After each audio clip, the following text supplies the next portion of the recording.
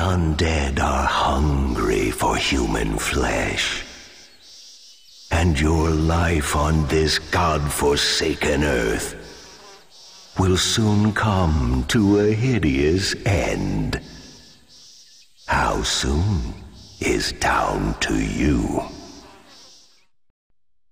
A deranged mob is coming your way. What's up guys, MJGB here, and we're not playing Call of Duty today. So I thought I'd do something a little different to COD, because whilst Call of Duty is the most popular game, despite what the haters may think, I wanted to show you that I do and I can play other games. So I thought I'd do some Red Dead Redemption, because the game's awesome.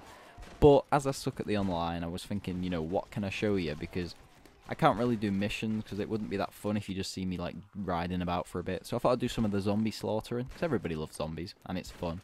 So I've only played this mode maybe 3 or 4 times, and that includes this game. So I'm not really that good at it yet, because I haven't played Red Dead for a while, because I played it, completed it, went back to COD, so I'm still trying to accustom myself back to, you know, using the controls.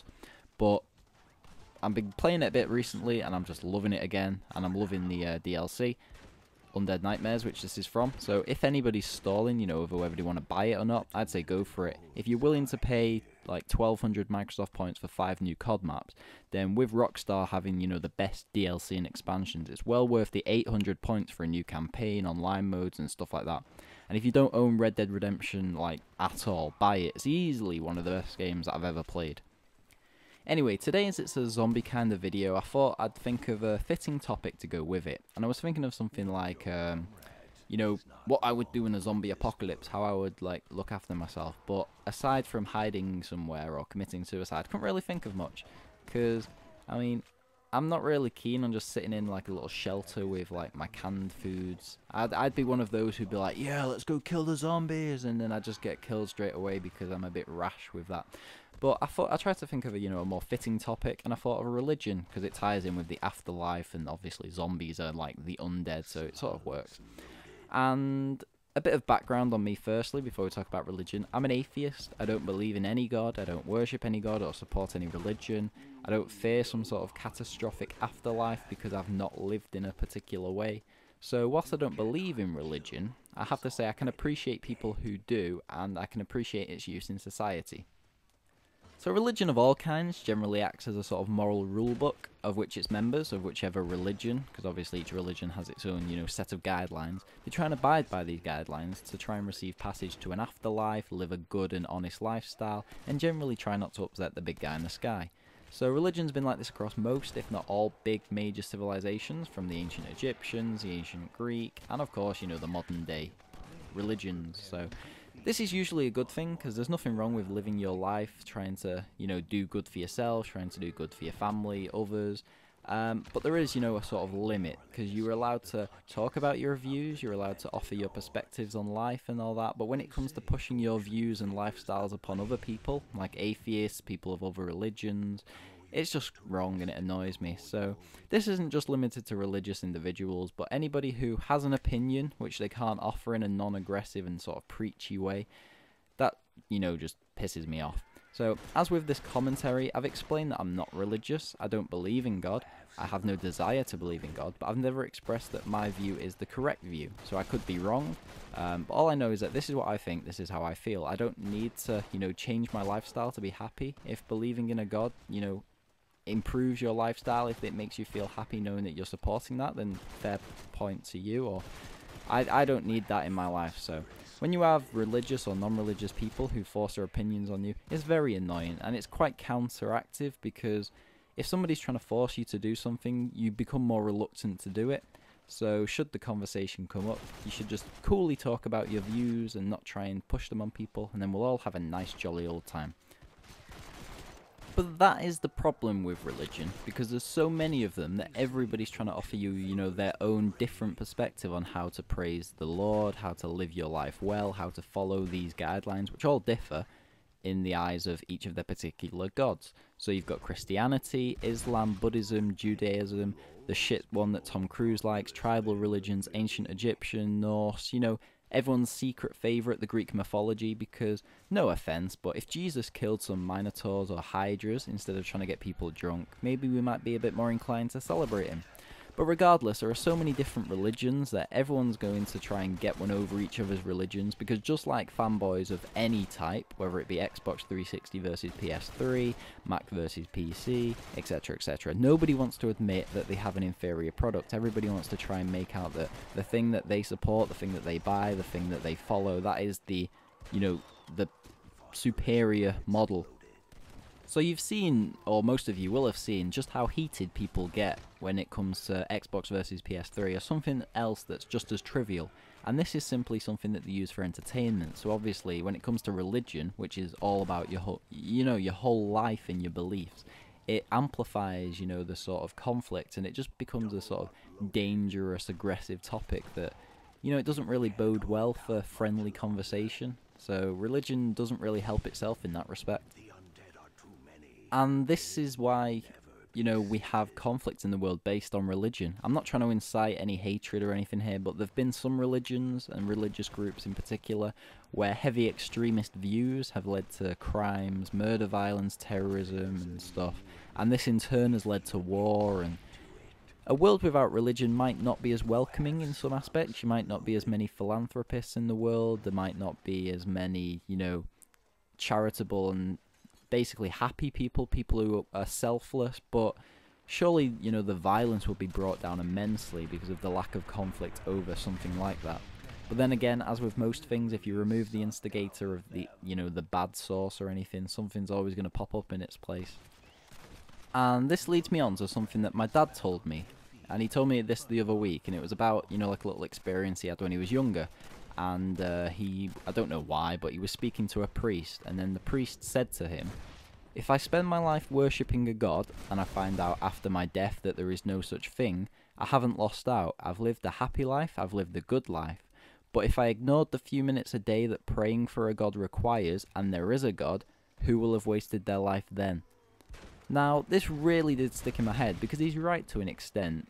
I mean, if he doesn't allow religion to prevent him from living a happy life, and instead, just allows it into his life in an unobtrusive way and just adds to his life, he hasn't lost anything, and he has everything to gain if there is like a god, heaven, afterlife, etc.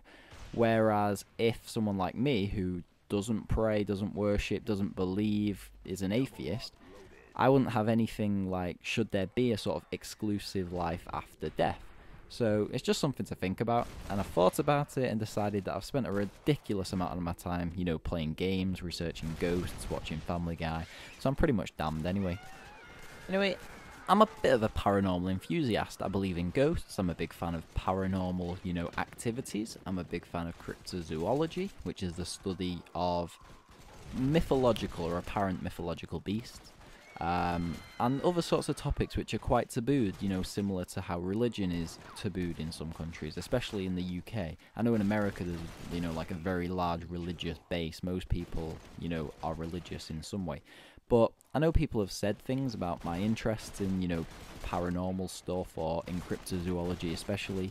And they've been quite harsh, in, like, just dismissing all of my views and my opinions. But, I mean, it doesn't really matter to me, because these are the things that I, believe in, the things that I'm interested in, similar to how religion is. So I can understand how people, would just dismiss the haters and just live the life how they want. But I have mentioned before, I think, or I might not have, that a member of my family is a medium, which means he can communicate with the dead, to put it a bit bluntly.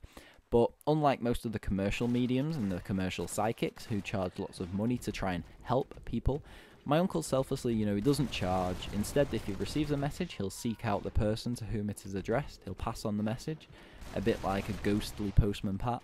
But he leaves no reason for me to doubt his abilities, and his gift, has in fact bloated my opinion and my beliefs in ghosts, because obviously it's one of those things like, if you can't have an experience yourself, if somebody you trust has that experience, you believe, don't you? Because obviously, if he has this experience, I can trust him, then I obviously am more inclined to believe. Anyway, this belief and fascination in ghosts, in turn, it offers me, the thought that there's an afterlife. So whether ghosts are a manifest of a person, whether it's simply a sort of, ghostly shadow of somebody who was living, or Maybe it's just the tricks of people's over imaginations. I don't know. I really don't know. But despite not being religious, I think, and I find it encouraging to think about an afterlife, and that this life isn't the be-all and end-all. There's something to look forward to post-death. So, does this mean I have, religious attributes in my atheist lifestyle?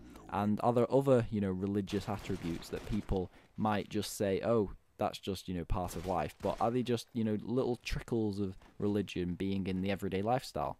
Because you can believe in some aspects of religion or accept some parts of the religious lifestyle without having to, be religious. So, just something to think about. But to end this topic, which I could really talk about it for days on end without progressing too much into it, such a massive topic that's been, raging for thousands of years across the world. So, I just want to end with a little analogy that sort of works with religion. So I like to think of a religion as like a sports team. So everybody has a chosen one they'll support. It doesn't matter what other people may think. Doesn't matter what other people may say. They'll find friends within that, the same little group with the same views. They can receive a sort of reward for their support of the group, be it trophies, be it a good reputation and outlook on life, for the religious individuals. But the most fitting point, and really the only one that is really important, is that they'll live life knowing that they've been a part of something that they're passionate about, which is the best thing, really, because that's why we live, isn't it? To thrive on the things that we're passionate about. So guys, I hope you've enjoyed today's commentary and today's video, being something a little bit different to what you're used to from me. And if you want to see more Red Dead, or if you want to comment on today's topic of religion, then please leave a comment below, like the video or rate it if you didn't like it, and subscribe if you'd like to see more videos from me in the future. So as a quick note, I'm away all throughout next week, which means I won't be able to, do a video until after that. So sometime early July you'll get my next video. And I'm sure with the amount of commentators, the amount of videos and stuff on YouTube, you can live without me. So this video is about to end because, well, it's now that the time has run out, we've gone down to sudden death, which, as you just saw, I blew up. Everybody blew up. I don't know why we blew up, but we blew up.